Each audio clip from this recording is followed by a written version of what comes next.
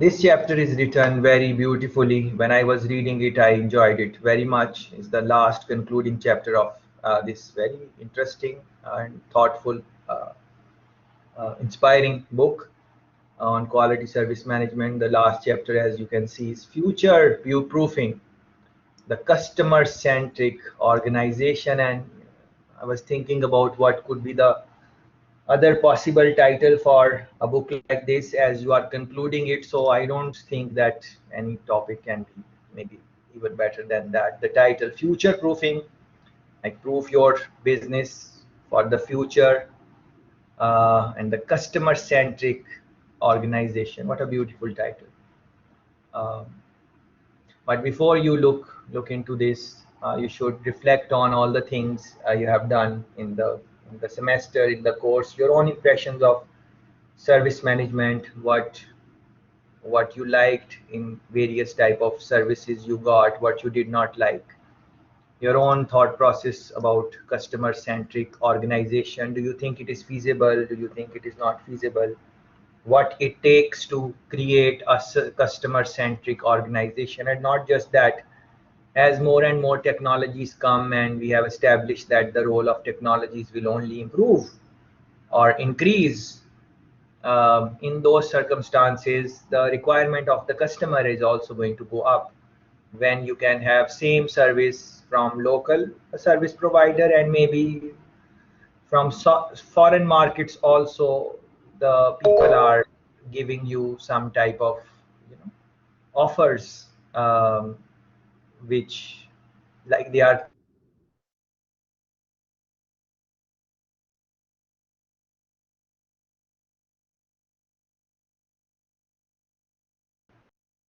thinking about, like, your own impressions of service management. Think about, like, your own impressions and so on. Yes, Carissa, please go ahead. Sir, wouldn't you say that? All right, so I know that the banks are now making some of the branches automated, so they're getting rid of the Yeah, tellers and such. But yeah. would I don't think that would I don't think that would make the bank customer centric, because I know some people go to the bank just to get assistance, human assistance, and not a machine. Yes, very interesting. So I don't think that I don't think that's being customer centric.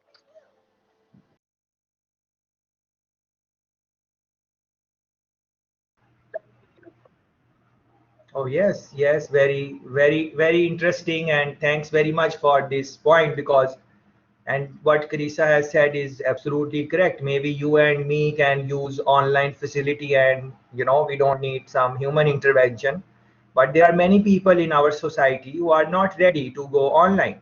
So for them to create online platform, and as Carissa has mentioned very clearly, that there are more and more teller jobs are decreasing in various companies. They have been decreasing over a period of time, and COVID just brought the things more, more faster. So they are now uh, trying to reduce their operating cost, and they are trying to go online and technology driven, and that is how they would be future proofing by incorporating technology in their businesses. And there are many people who demand that they should be doing business online, but as Carissa has mentioned, that is it being customer centric in our environment, where there are a lot of people who are not comfortable on doing business online. Even if they are comfortable, they need someone to guide them, and they don't necessarily have someone who they can trust in the way where they would, because money is involved, they would want to come and talk with some human interface and so on. So it's a very thought-provoking question she raised for us to maybe think in our own time, that is that what are they doing? They are doing using technology, which is good, making things faster, easier for us. But then there is a big number of people who are not maybe comfortable. So maybe the pace of transformation is faster uh, than the acceptance by the society or the readiness. So this makes us think that you also first need to, make your clients ready for the change. This is more of a change management question than service quality service question. Like, they are not ready. So the transition, how to, in that transition mode, what they should do. And they are doing it to some extent, like they would have some, human people also. Uh, this is a very good observation, very good. So of course it is, even if it is customer, the bank would like to say that they are customer centric, but it's a specific customers who don't want to come to the bank, who want to do business online, who want to do Exactly, things sir. fast. So Because they the are, elderly, this wouldn't be good for the elderly people or people that yeah, are not tech savvy. yes, tech savvy. Very good. Thanks for the vocabulary. Tech savvy, elderly. They are not tech savvy. They are elderly. They are not comfortable doing thing online. So then is the bank saying that, they are not their customers? They are giving that message to those bank users that yes, we are customer centric, but our customer, the way we define our customer is a different person. You are not necessarily our customer. um, so this is and then it is not bank's fault also. Bank has a lot of pressure to, to do things, to take things online. And if you look at other countries, they have, they are far ahead in terms of automation, and more businesses are going towards automation. But the a good number of people are not ready for that transition. So it is the responsibility of the society or the government or the institutions, and they make them ready also. And same way, it is the responsibility of the customer,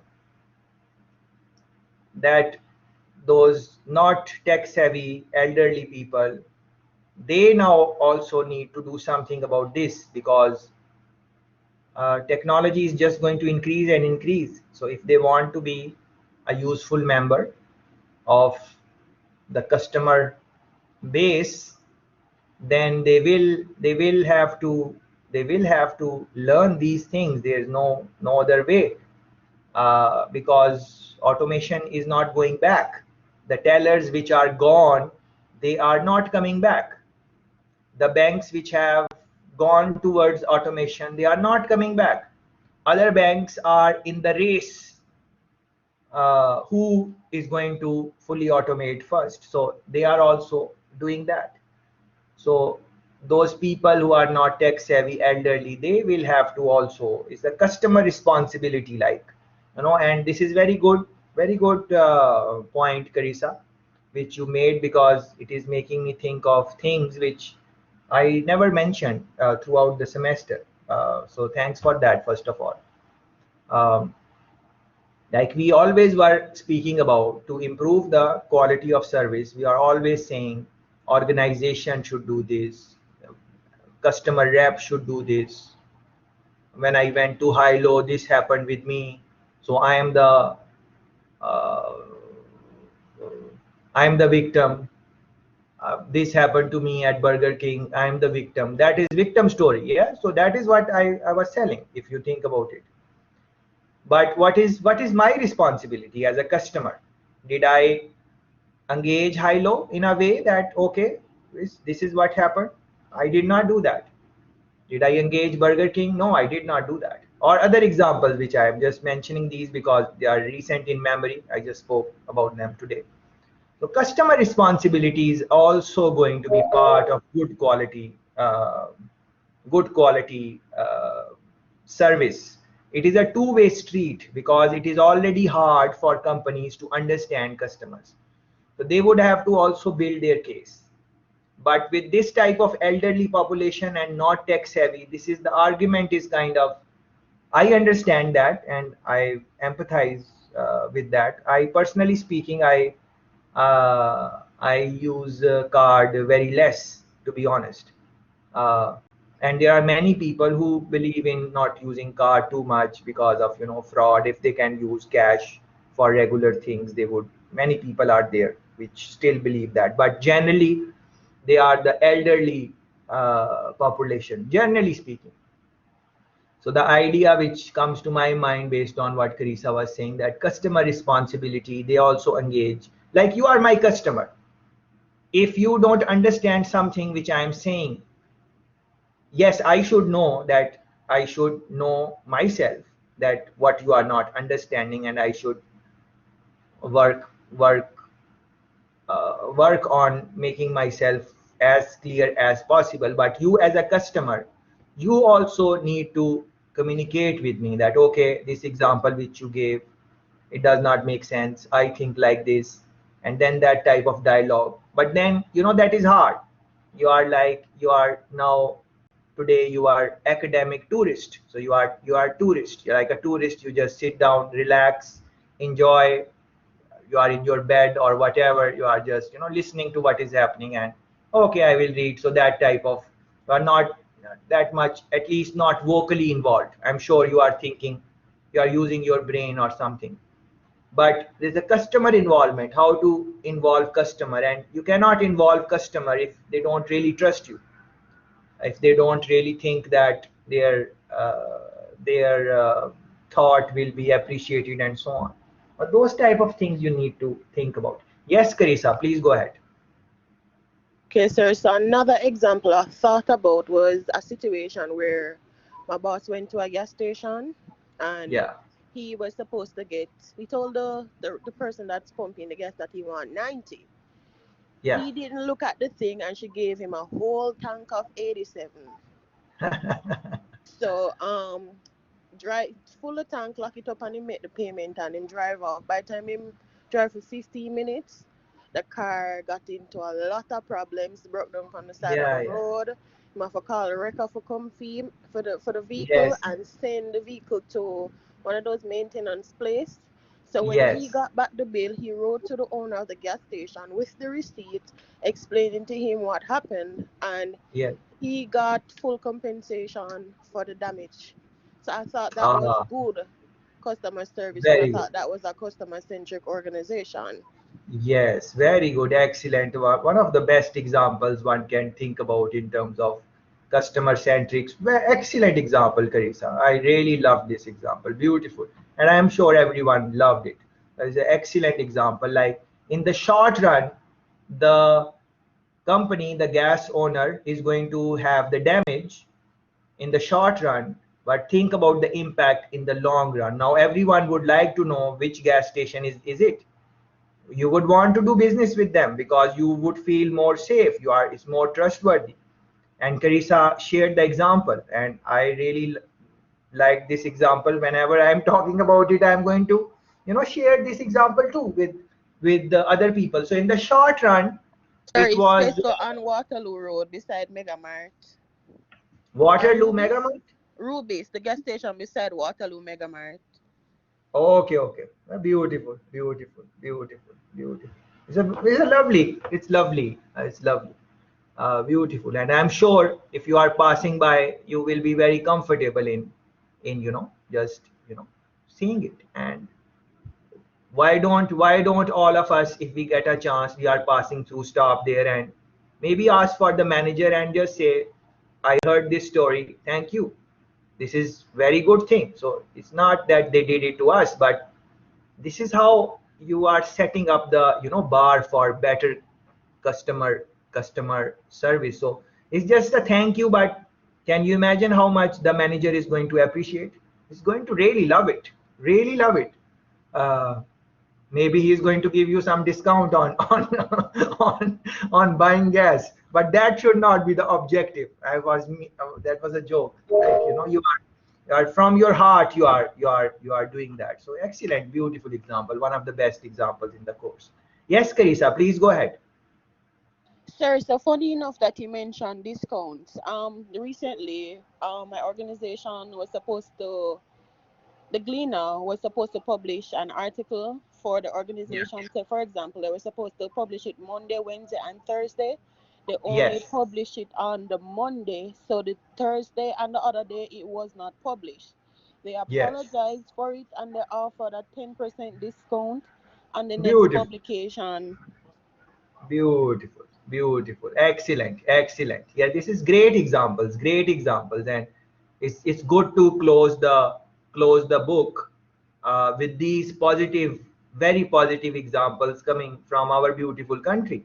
So it is not all bad, although we generally, talk about the bad things which are coming from our country, but these are very strong examples which are very positive. So it's a discount which is, the companies giving themselves. It is not that the organization is really asking. They just mention it casually that this is what should have been done, but it did not publish. So the company is saying no problem, because in the short run the company is getting some loss, but in the long run the company is gaining a lot. And in the previous chapters, like chapter 11, 12, where they had a lot of numbers and formulas and stuff like that, they were showing you the same thing, but they were just using the numbers to show you similar type of examples where company was maybe not making uh, uh, company bared some loss today to gain some benefit tomorrow. And the type of trustability which you're going to create, the time of the good feeling which will be created from this type of experience, there is no price which you can really think about put a price tag on that. So excellent examples, Carissa. I'm sure all of you also have some things, some examples in your head. So think about those examples, and in your when you are giving some type of service, try to incorporate them as much as possible. You might see loss now, but in the long run, if you are doing something for the customer, it pays back. If not financially, you will get good word of mouth in the environment. Just like from Carissa's examples, the companies got good word of mouth in the audience. It is better to know some questions than to know all the answers. This is very interesting. It is better to know some questions. Yeah, so the right questions. You are trying to be customer centric, the right questions. It is better to know those questions which you don't have the answer for yet than to know all the answers, because answers come in their own time. They don't, you pose a question, you can pose a question, you cannot ask for the answer will come based on your experience. Your answer will be different today. If you ask me something, my answer will be what it is. But if you ask me the same question after 5 years, my answer has to change, because I have 5 years of more experience. I have read more in those 5 years. If the answer is not improving, then maybe not much self-development happen, if it is the same way of talking about a concept or something. So a very interesting quote. It is better to know some questions than to know all the answers. You pick your questions and so on. As long as this book is, it could easily have been longer. So although it is like 600 pages, and the authors are saying it could have been longer. What are the traits and behaviors that will be needed by a company's future leaders, including its marketing, sales, and service executives? What are those traits and behaviors? Yeah, these type of traits which Carissa mentioned in her two examples.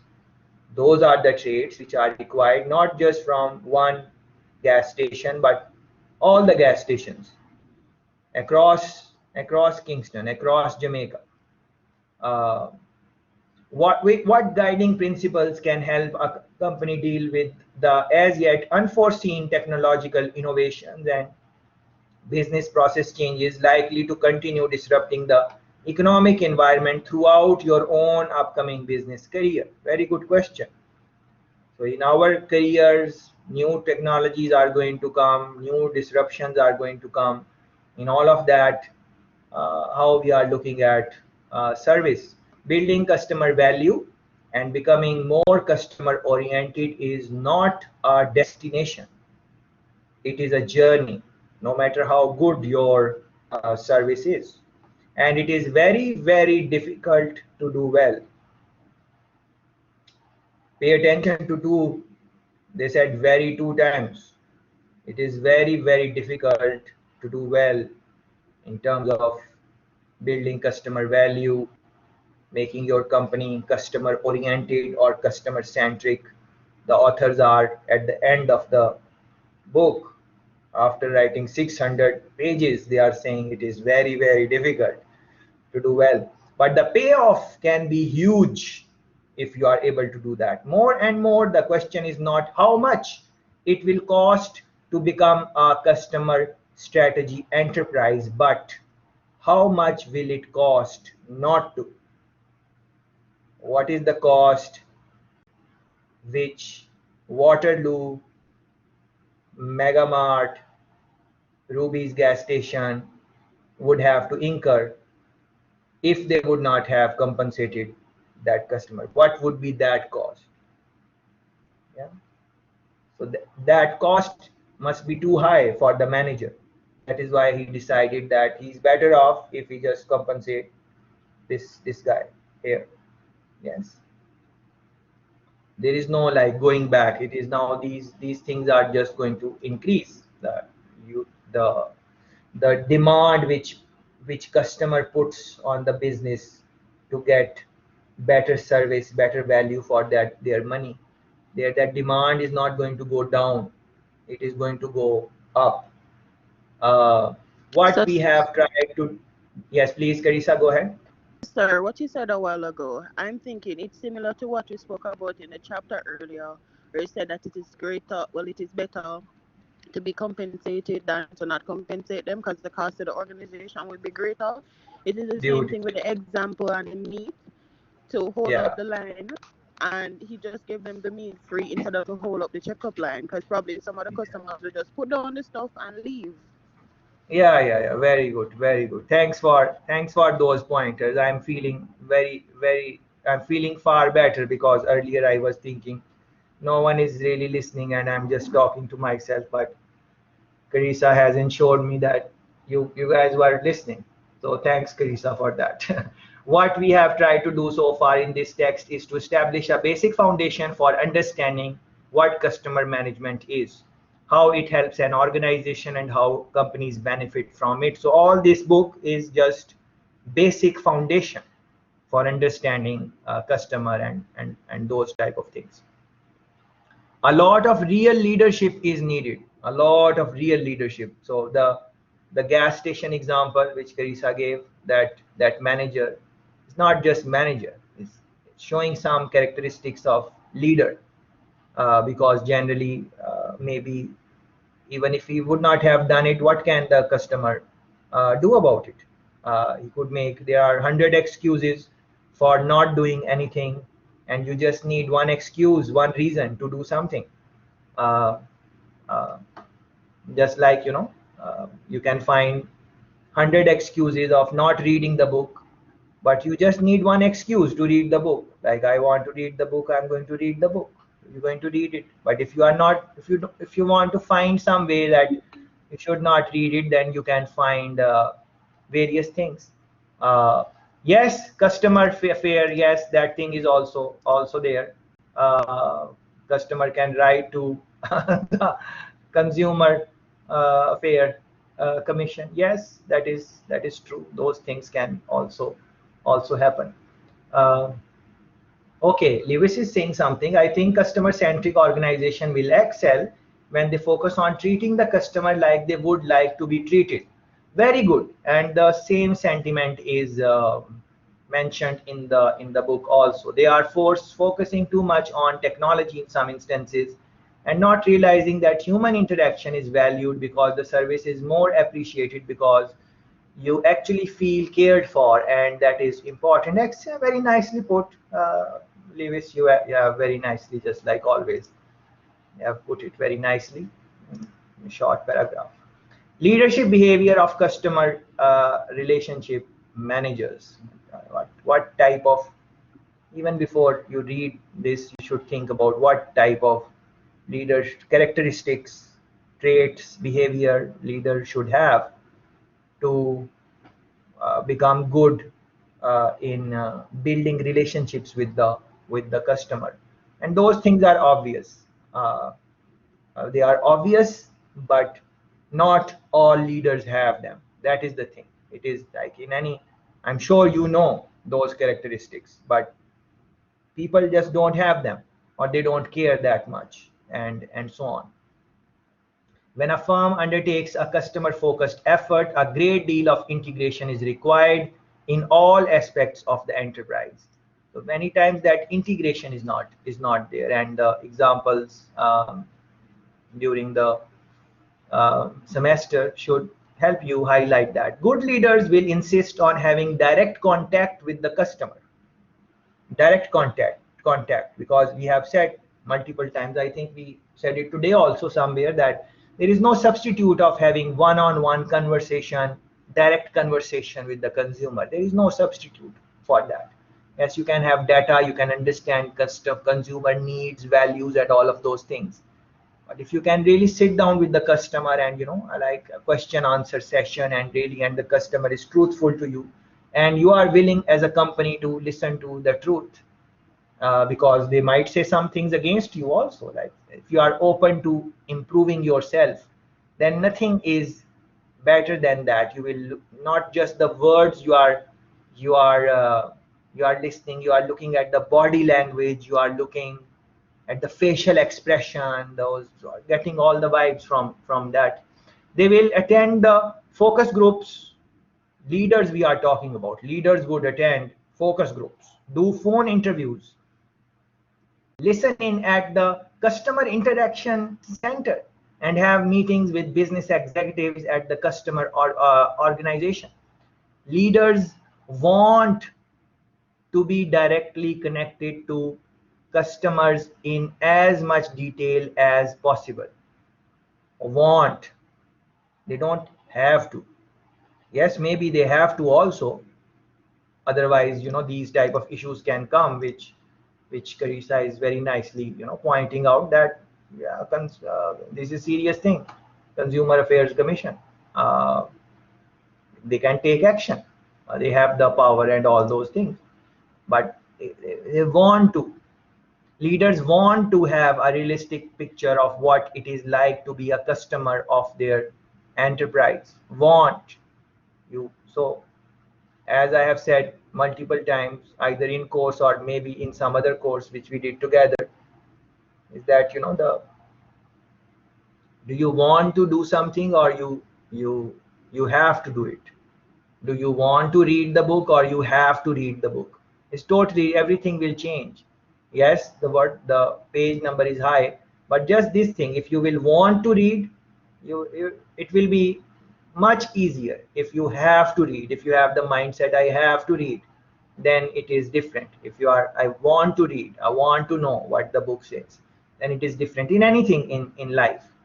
And because the customer service is going to take a lot from you, if you really want to give quality service, then the it is it is uh, it is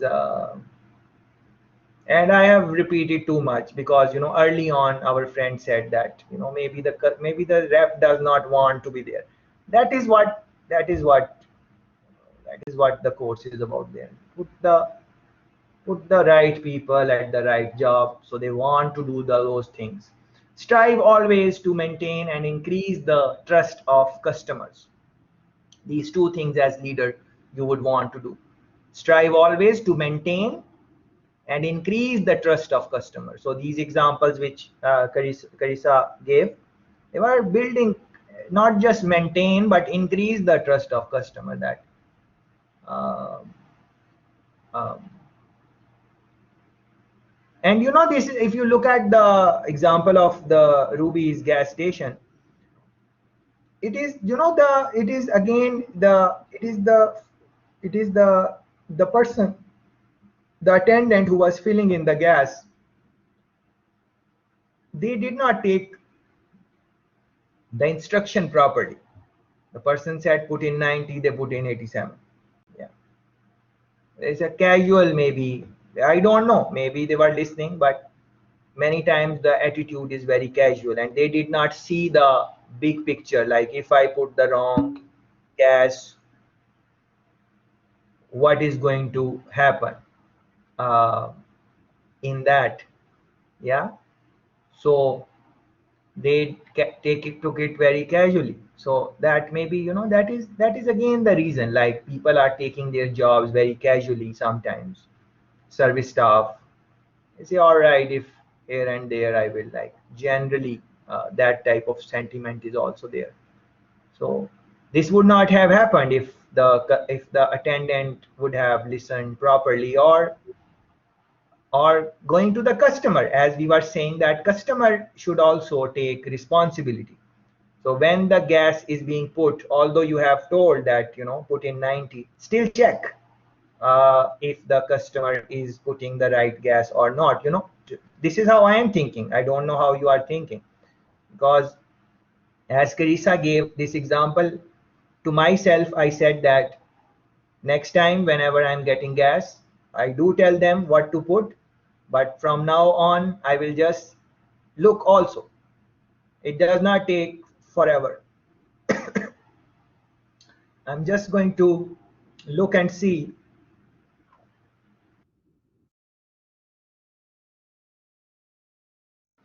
if they have put the right gas which I asked them to.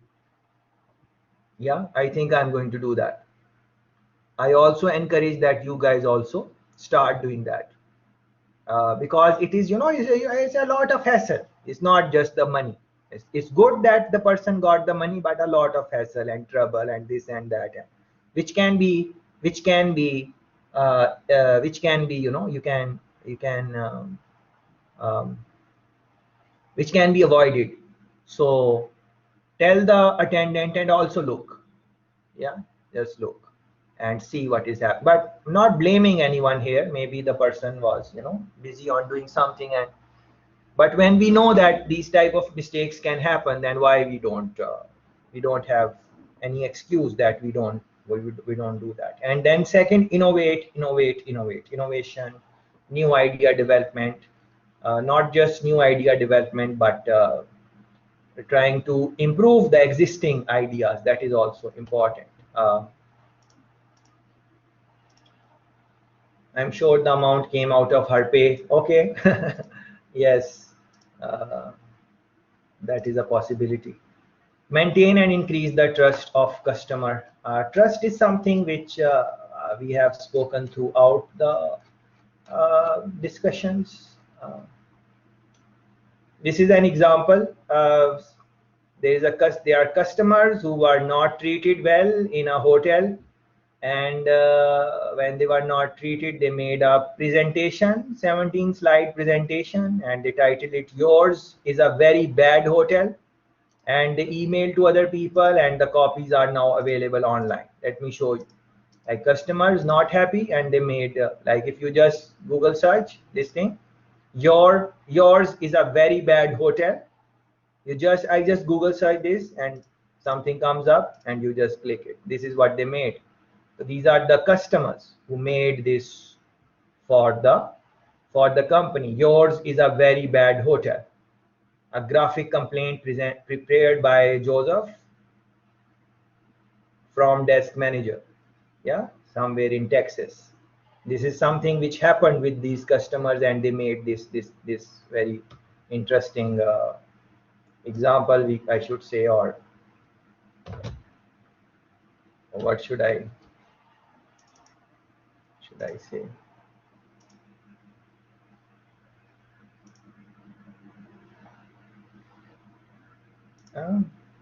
So they are telling that early morning hours, we came here, we were treated very badly. What happened with the staff? They arrived at 2 a.m. They had made the reservation. They were promised that they were uh, the place was guaranteed. Uh, we can read about that, how the front desk was, you know, unapologetic and so on. And the front desk clerk said that most of our guests don't arrive at 2 o'clock in the morning. So maybe you came late, that is why I gave away your room. But it was, they say that, customers say that we had put in our card on the system, and we were guaranteed and they say, okay, guarantee, this is what guarantee means. It's not about 2 o'clock or whenever. And even still, the clerk was not really in the listening mood, and he was like, I have nothing to apologize to you for, telling it to the customer. And they are just, this is a funny thing, yeah, they are looking the career path of that night clerk, and they are saying that he peaked last night. Last night was the peak of his career. He was a rude hotel clerk. So in 1985 he was a paper boy, then 1995 subway sandwich maker, and last night he was rude hotel clerk, and this is the peak of his career, and from here he's just going to go down. And of course making a joke, but uh, I could not, find a place for them to sleep and so on. And I gave you my own example of Germany, where I just walked in a hotel and they did not have room, but still they helped me in finding another location very quickly. Um, and the type of comments he's making, I don't know if there are any hotel rooms around here. All these hotels are full and not giving a lot of effort and so on. Uh, the reservation was confirmed, they ignored the reservation. Upgraded room when available based on the benefit gold members they were, but then it was, forget about upgrade, they did not even had any room. Free continental breakfast, free confusing directions to shabby alternative hotel. This is something which they put it in the light mode, but and so many other things they have mentioned and so on. You can read the sites in your own time. And they are saying we will be sending this presentation to properties and to some friends. We hope they will share it with their friends. And if you need a hard copy, you can email us and we will. And they say good luck and give our best to Mike. And Mike is the clerk which did not deal them properly. So this is a true story. And these people just made the PowerPoint slide, and it is online. It is there. So hilarious 17 slide presentation about the incident, titling yours is a very bad hotel. Yeah. It's very interesting. You cannot un-Google yourself the things which are, of course you can if you have money, and you can of course take out the information from Google, but that is not what they really meant. What they are saying, for general people like you and me, if there is something on Google, for us it will be hard. You have to be very well connected and resourceful and with a lot of money and connections. Then of course you can speak with Google and they will remove it for you. But that is very very expensive, and even if you are able to un-Google yourself that way, still some place somewhere people would have copies of that or screenshots of that, and they can always re-release it. So that is why no one really goes after removing the comments, generally speaking. uh, if it is the I know about, like, for example, maybe some companies like maybe Twitter, I would have to do some study and research what is the policy of Twitter in different countries. It's quite difficult to do these type of things. Yes, Carissa, you are trying to maybe say something. Yes, sorry. So you can't on Google yourself unless you probably speak to them directly. But it's not really a company example. But I know this famous influencer that no Yeah, matter how you try, you cannot find her correct name. yeah. There's no way you can't find it nowhere, not even on Internet Explorer. Her name is not there. Yes, yes. So these type of, yes, very good. So these type of example they have somehow able to uh, hide their information online or something like that. So it can be the case sometimes, people are, but it is rare. It is rare. But I do believe that this example which Carissa is giving, they do have some things. Are also, I also read some time ago, like on Twitter or something linked with Twitter, but They are not fresh in my memory. You can read about it. But the best thing would be like Carissa is talking about some influencer who was like must be very famous and also well connected and maybe liked by people in the right places. So maybe that is why she was able to do it. But regular folks like me and you, we won't be able to do it even if we are willing to give money. I think Carissa is giving the name of the influencer. If you are interested, you can run some searches on that. Yeah, very nice. The chapter is written very beautifully. They are giving examples of JetBlue and so on. I really enjoyed reading the examples in this chapter particularly. The fact is that far too many businesses still generate substantial profits by fooling customers or by taking advantage of customer mistakes or lack of knowledge, or simply by not telling customers what they need to know to make an informed decision. And those examples which I gave you from my personal examples from Hilo is the same thing. They did not do anything. They don't break any law. They don't do anything overtly dishonest.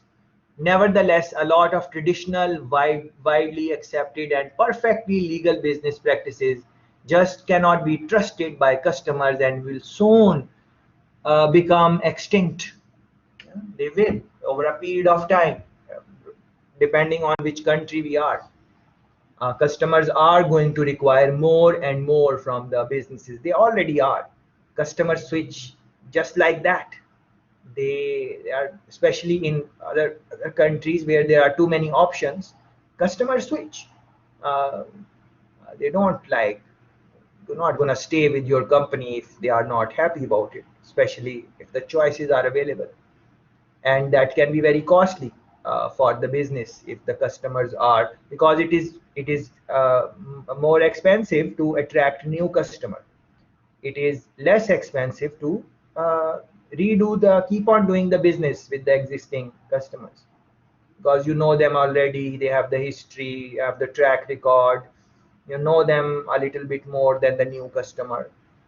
New customer you will have to attract by different techniques, uh, by advertising or whatever. But the old customer is already knows you and they have a history with you and they know what you are good at and what you are not good at, and so on. Yeah. Um, so those things you would want to think about, but very good examples are there.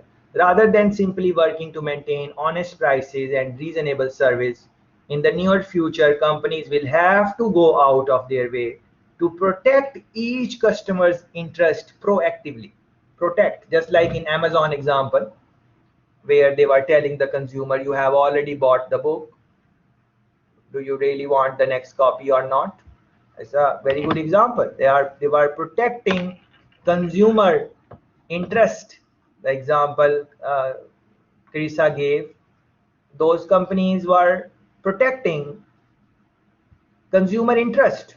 In the short run, they would feel the price like not making profit, but in the long run, taking extra steps when necessary to ensure that a customer does not make a mistake or overlook some benefits or service, or fail to do or not do something that would have been better for the customer. Please pay attention to this highlighted section and read it a little bit more yourself.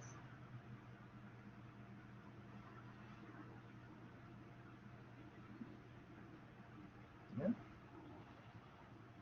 Rather than simply working to maintain honest prices and reasonable service, in the near future, companies will have to go out of their way to protect each customer interest proactively, taking extra steps when necessary to ensure that a customer does not make a mistake or overlook some benefits or service, or fail to do or not do something that would have been better for the customer. And think how our company is doing that. We make a mistake and they ensure that we pay for it. They know that people are making this type of mistakes. They have a lot of customers. We are one of them. The mistake we make, we are not the first one. Other people have made the mistakes. We don't know because we are single. The company knows because they have a lot of customers who are making similar mistakes. But they telling us or not? Yeah, just the other day I was, maybe last night or something, I was reading this example or something.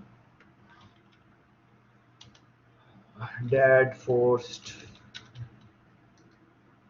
to sell family car.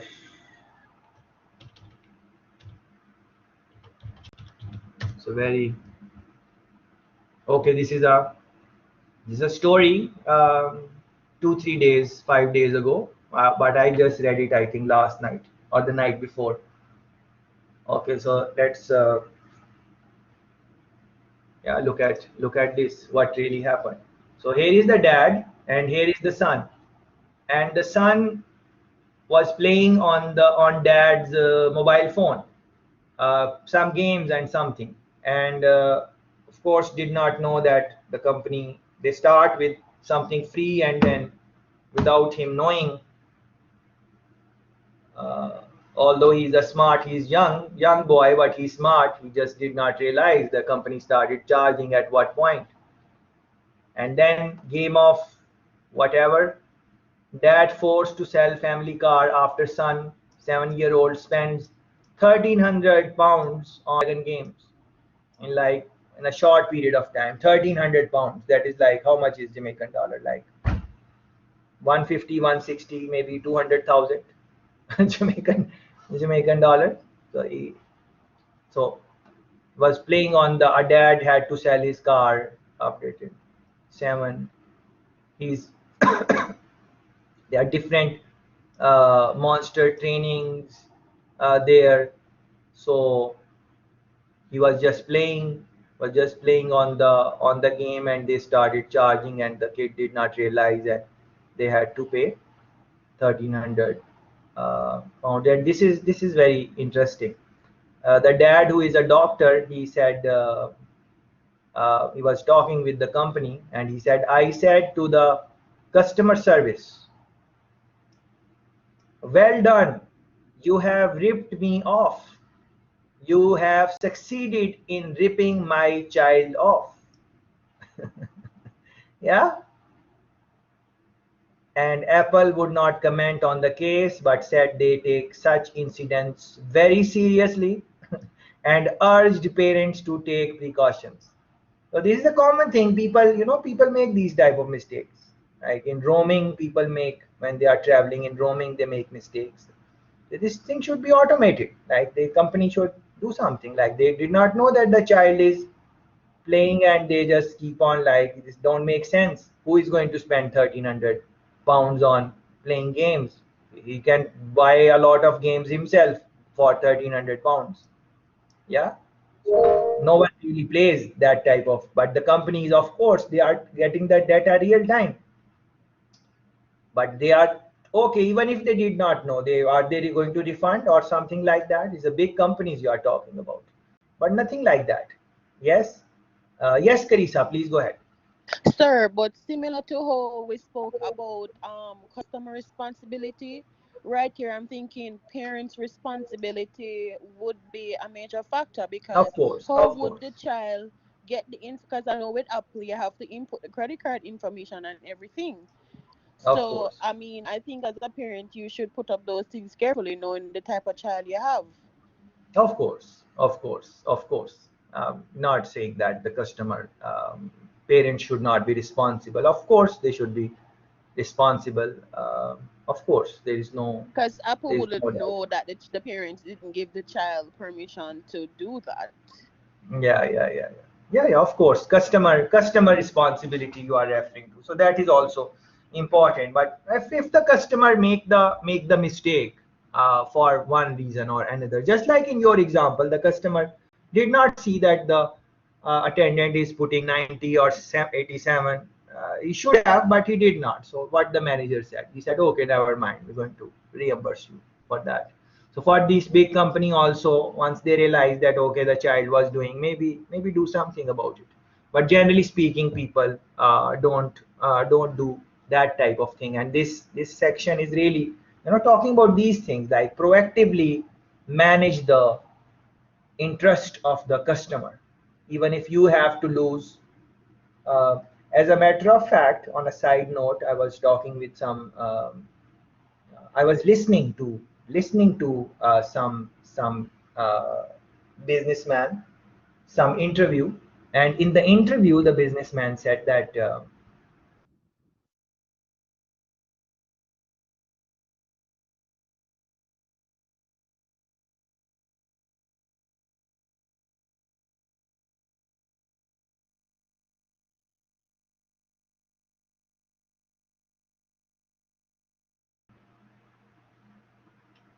yes,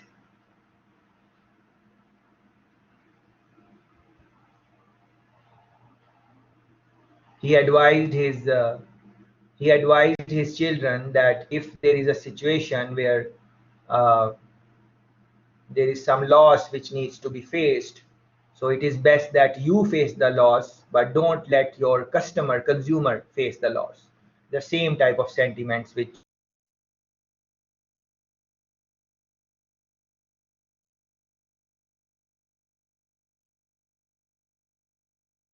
come to inflict the loss on the customer, on the consumer. It was a very interesting line when I heard it in one of the interviews. um, no more secrets, how technology is making honesty the only policy. You can look into this type of article.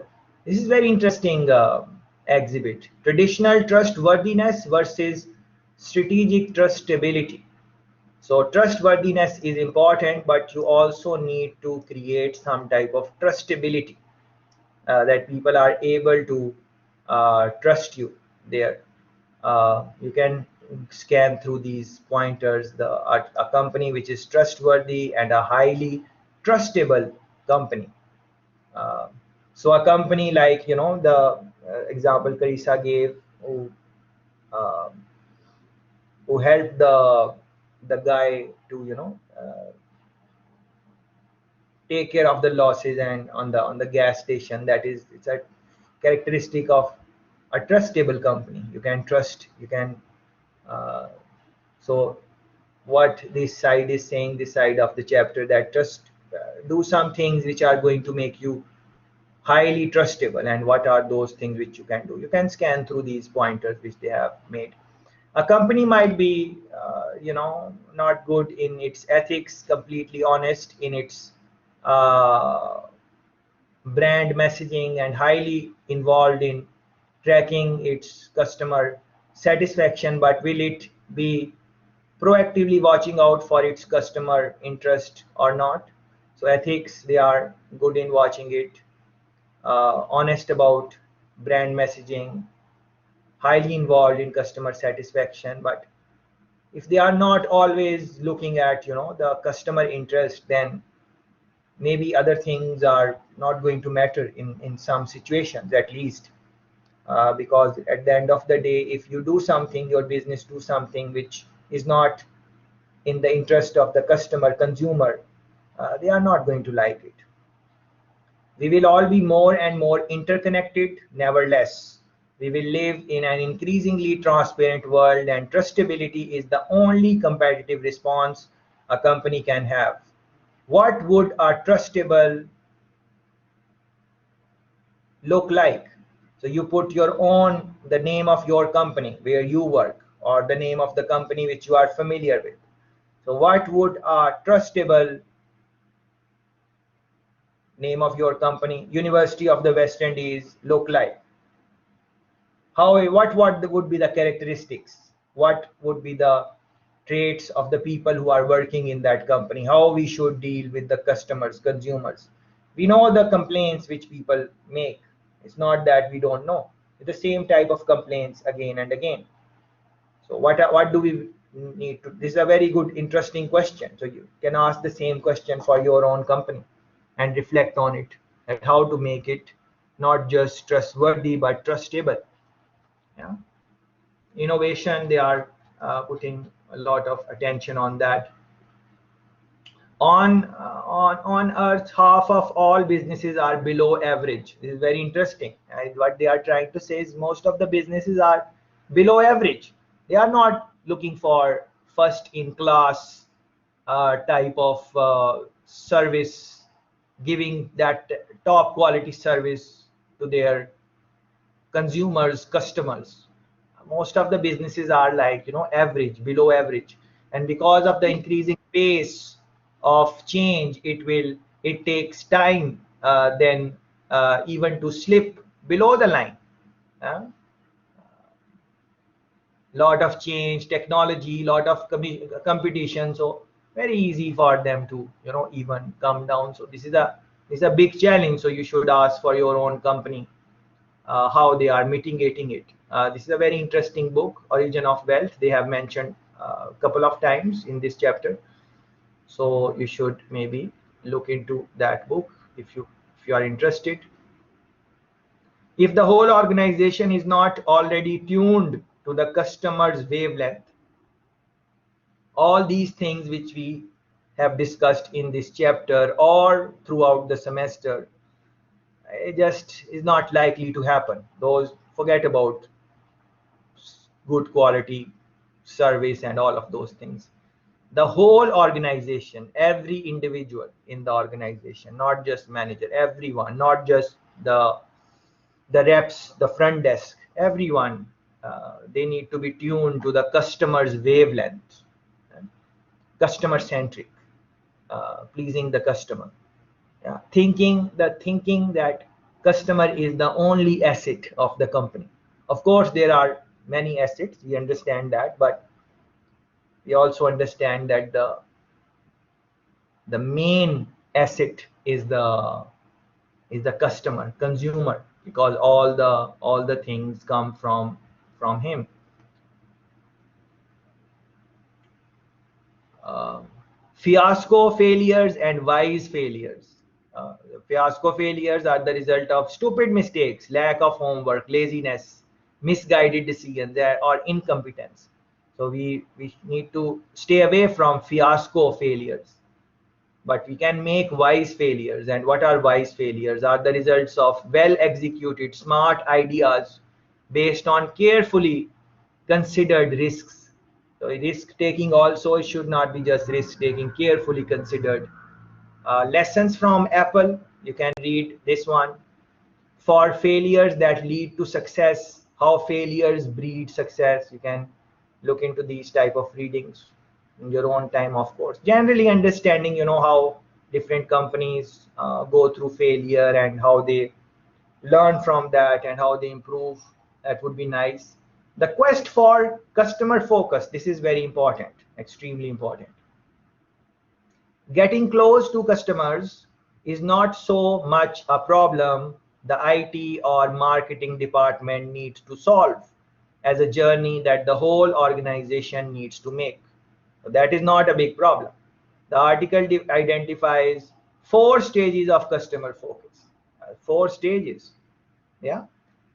One is communal coordination, collate information, collect data. Yeah.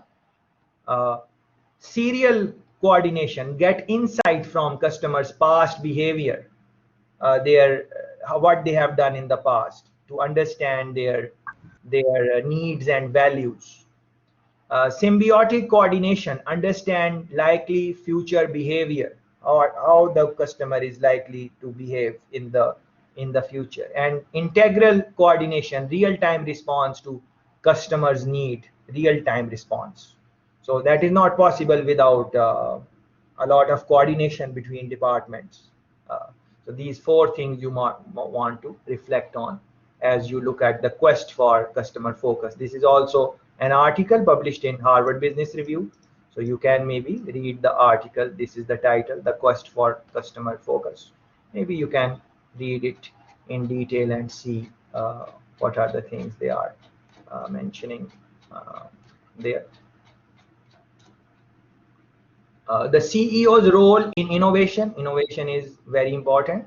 A new idea development, idea generation, creativity, and in this article, the Adaptable Corporation is the top guy in the field. Summarizes some of the leading thinking on this subject. Yeah, so you would want to uh, look into these. Always, all the references made in the book. As you are reading the book, which is here, you should also see where what references they are using. And if you like something, run a Google search on it and try to read that also, because the book is only giving some part from that paper. But if you want to read that in detail, then it might be more interesting for you. Culture is very important. A culture in which employees trust each other and they trust management. People in an innovative organization won't always agree, nor should they, but they must disagree respectfully, because they are very intelligent, talented. They would have different ways of thinking. They might not agree all the time. Handling disagreement in a respectful way holds a lot of implications for the type of workplace that best facilitates a climate of innovation. What this means? It means the boss should not just squash conversation by issuing edicts. It means setting up a zing-free workplace where it is not okay to make snide comments about coworkers, either in their presence or behind their backs. This is very important because many times we will see in the organization where no one is making any bad comments in front of us about us, but when we go away, people start talking behind the scene. And you will know eventually, but what that does to the culture of the organization, how you will be able to build a company which is customer centric and doing all the things which we have discussed in this chapter. It means assuming that people who work together deserve explanation and clarity about what's going on behind the scenes. It means rewarding people who work with others and serve as catalysts for group action, and not just the lone rangers who succeed because they trance everyone else. It means no one at the company pulls the rug out from under people.